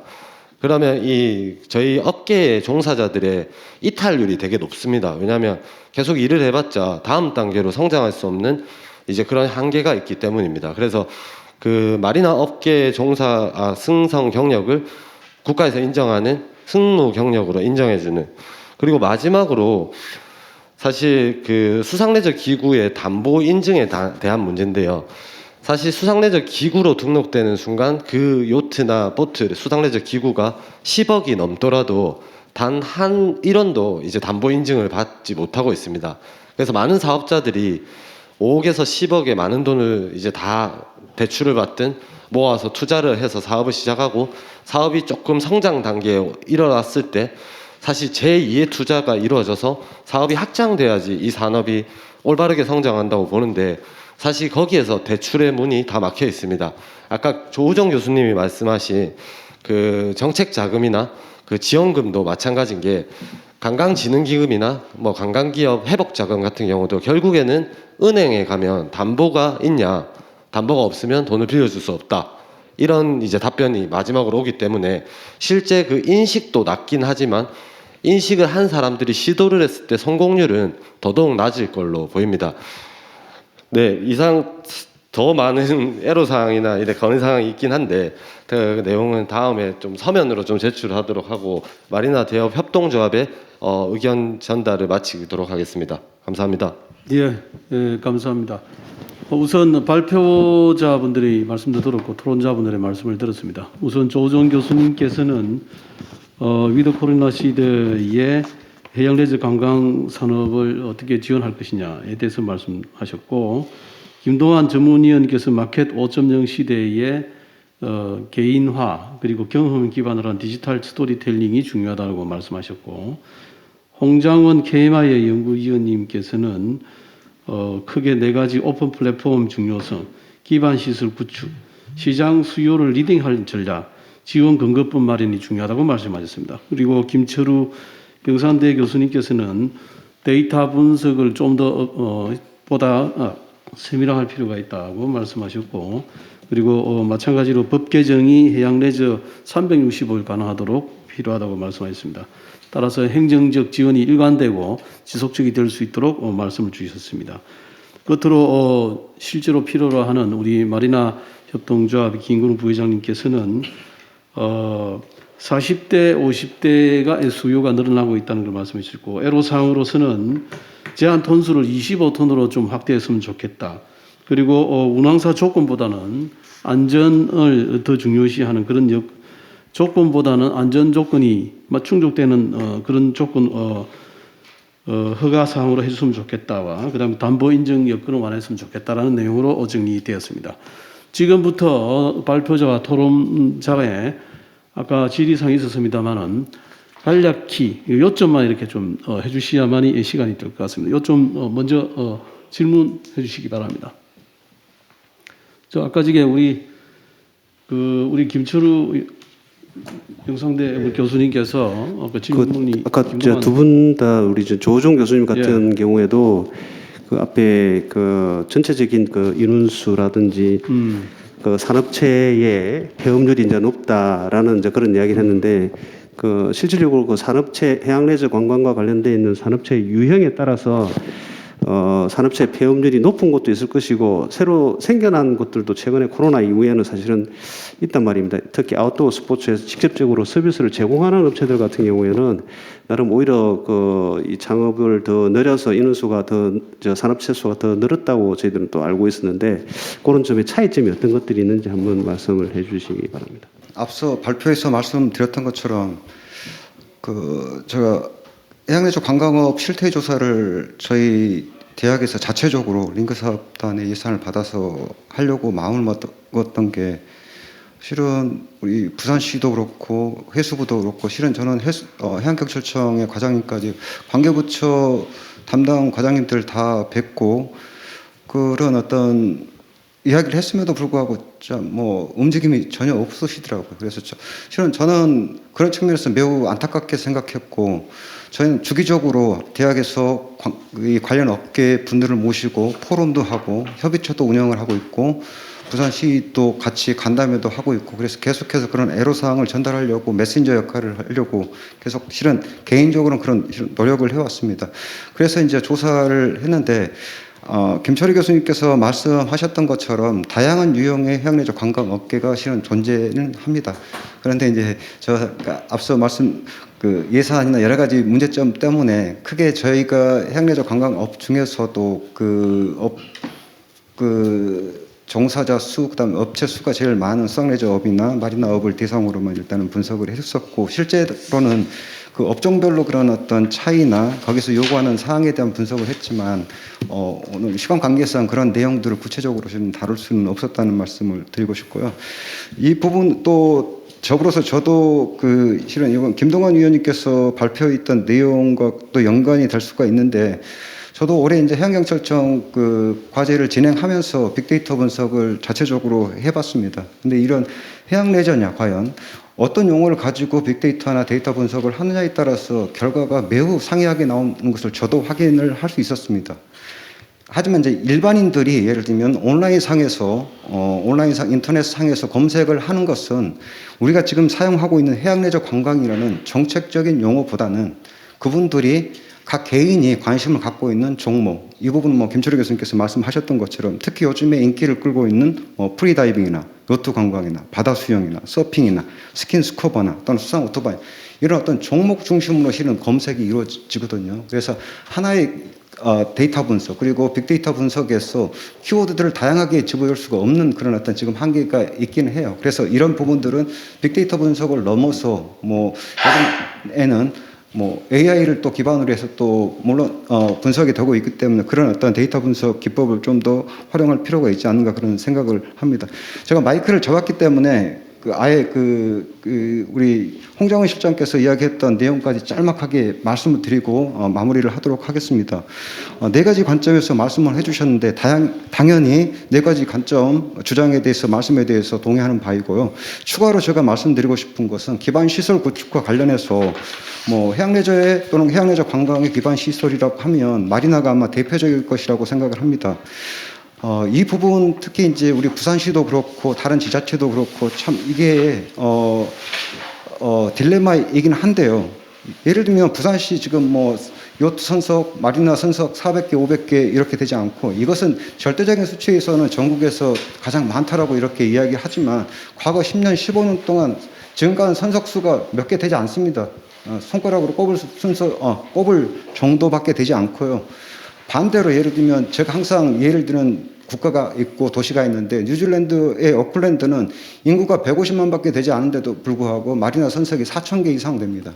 우리 부산 인구 300만이 넘고 거기에서 10분의 1 정도 수준의 그 요트 선석, 마리나 선석을 가지고 있고 해양레저 관광의 메카다라고 이렇게 주장하는 그런 어떤 부분에 있어서는 좀 어폐가 있을 수 있고 그래서 저희가 예를 들면 이 토론회 전에 이런 논의를 했던 것처럼 수영만 요트 경기장에 대한 어떤 해결 방안 이런 부분들이 지금 풀어야 되는데 실은 이거 정치적으로 또 행정적으로 풀 수가 없는 저는 과제라고 생각합니다. 왜냐하면 지난 10년간의 히스토리를 살펴보면 그렇다는 것이죠. 그렇다고 하면 어떤 대안을 마련해야 되는데 그 대안을 마련하려고 뭐 우리 정부도 지자체도 그런 노력은 매우 부족한 것 같아요. 계속해서 10년 동안 15년 동안 수영만 요트 경기장만 바라보고 있다는 거죠. 대안도 없으면서. 그래서 저는 그런 이해관계가 없는 그런 어떤 장소, 아까 예를 들면 부산 같은 경우는 서부산에 지금 만들어지는 예를 들면 그런 어떤 에코 델타 시티나 차라리 그런 이해관계가 현저히 지금 떨어지고 그래서 어떤 사업 추진의 가능성이 높은 곳에 그런 어떤 인프라 구축이 이루어진다고 생각하고 있고요. 두 번째로는 수요 진작과 관련해서 또 일회성 체험 행사 중심의 이런 어떤 행사 그리고 이런 그런 체험 행사를 통해서 해수부의 해양레저 체험 계획이 580만 명이었습니다. 몇백만 명이었습니다라고 이야기하는 시대는 이제 지나야 된다고 생각합니다. 그래서 이런 일회성 체험 행사를 자제하기 위해서는 결국에는 이 개인 종목별로 특히 무동력 기구를 중심으로 해서 많은 수상레저 인구가 계속해서 급증을 하고 있습니다. 하지만 이와 관련해서 안전 문제가 계속 대두가 되고 있고, 이를 해결하기 위해서는 체험도 하고 교육도 할 수 있는, 그래서 무동력 레저 기구에 대한 입문 교육, 그다음에 안전 교육을 중심으로 이런 어떤 수요 진작이 이루어져야 됩니다. 그래서 이런 어떤 활용할 수 있는 인프라는 전국에 널려 있습니다. 전국에 33개 이상의 해양 수상 레포트 센터가 있습니다. 지자체가 운영하는. 그래서 이런 것을 활용해서 이런 어떤 수요 진작을 그리고 저번 확대를 좀 더 체계적으로, 그리고 일회성 행사가 아니라 이분들이 잠재적인 고객 수요자로서 이렇게 연결될 수 있는 그런 어떤 시스템을 만들 필요가 있다고 생각합니다. 이상입니다. 예. 행정적인 지원, 그리고 모든 우리 발표자와 토론자의 공통적 키워드가 일관되고 행정적인 정부나 지자체의 적극적인 지원이 필요하다. 이제 그것이 무언가는 제 나름대로 생각해봤습니다만은 해양 레저 관광 산업하면은 일반적으로 공무원들이 쉽게 수용하기 힘든, 그런 대한민국 국민들이 다 수용하기 힘든, 관광 이래버리면 레저 해버리면은 조금 부정적인 시각이 있는 게 아닌가. 그래서 이것을 헬스, 그러니까 해양 헬스케어 산업화라는 명칭으로 가는 것이 공공성 있고 행정적으로 좀 쉽게 접근할 수 있지 않는가, 이런 생각이 됩니다. 공무원들이 특히 국가 세금으로 움직이기 때문에 레저 관광 해버리면은 그 예산 할당도 어려울 거고, 특히 이렇게 말씀드린 이유가 우리 65세 인구가 지금 5명 중에 1명이고 앞으로 9년 뒤에는 4명 중에 1명이 65세 이상입니다. 근데 이분들이 경제적 주도권을 쥐고 있고 건강도 안 좋기 때문에 바다와 함께 이러한 문제를 해결할 수 있는 게 아닌가라는 관점에서 해양산업 헬스케어 산업, 해양 헬스케어 산업이 맞지 않겠는가라는 걸 개인적인 생각을 해봤습니다. 끝으로 우리 김동완 전문위원님께 아까 그 내용을 보니까 질문 중에 데이터의 키워드를 우리가 서치하는 가운데에서 잘못된 방향이라 결과가 나올 수 있다고 했는데, 그러나 또한 실제 이 마리나의 우리 부회장님께서 말씀하셨다시피 40대, 50대 이 X세대가 수요가 늘어나고 있다라는 것을 봤을 때에 또 일관성이 있는 것 같기도 합니다만은, 여기에 대해서 간략히 조금만 말씀해 주십시오. 한 2분 이내로. 네, 간략하게 말씀드리겠습니다. 지적을 해주신 부분은 정확히 맞고요. 근데 이게 잘못됐다라고 표현되는 거는 좀 잘못된 것 같습니다. 그래서 제가 이렇게 분석을 한 이유는 이렇게 생각을 해주시면 됩니다. 관련된 유형의 레저 스포츠가 굉장히 많고요. 굉장히 많은 그 키워드들 중에서 최상위에 있는 포괄할 수 있는 키워드가 무엇이냐라고 판단을 했고, 그게 해양 레저다라고 판단을 한 것입니다. 그래서 그 최상층부에 있는 키워드를 중심으로 해서 트렌드만을 살펴보기 위해서 제가 확인을 했고요. 그랬을 경우에 말씀하신 대로 정책적 측면이라든지 아니면 특정 사람들만 그 키워드에 많이 들어갈 수 있기 때문에 중간에 그래서 서핑이라는 키워드로 해서 다시 한번 이용자 중심으로 해서 확인을 했습니다. 이런 것들을 통해서 전체적인 오늘의 관점이었었던 데이터를 기반으로 해서 우리가 트렌드를 확인하고 서비스를 개발해 보자라는 관점이었기 때문에, 만약에 이거를 더 빅데이터 관점에서 한다면은 연관 키워드 분석을 각 유형별로 다 나눠야 되고요. 각 유형별로 있는 연관 키워드에 대해서 실질적인 데이터 분석을 해야 되고, 그 데이터에 연관되어 있는 버즈 분석까지 해서 텍스트 마이닝까지 다 끝내버려야 됩니다.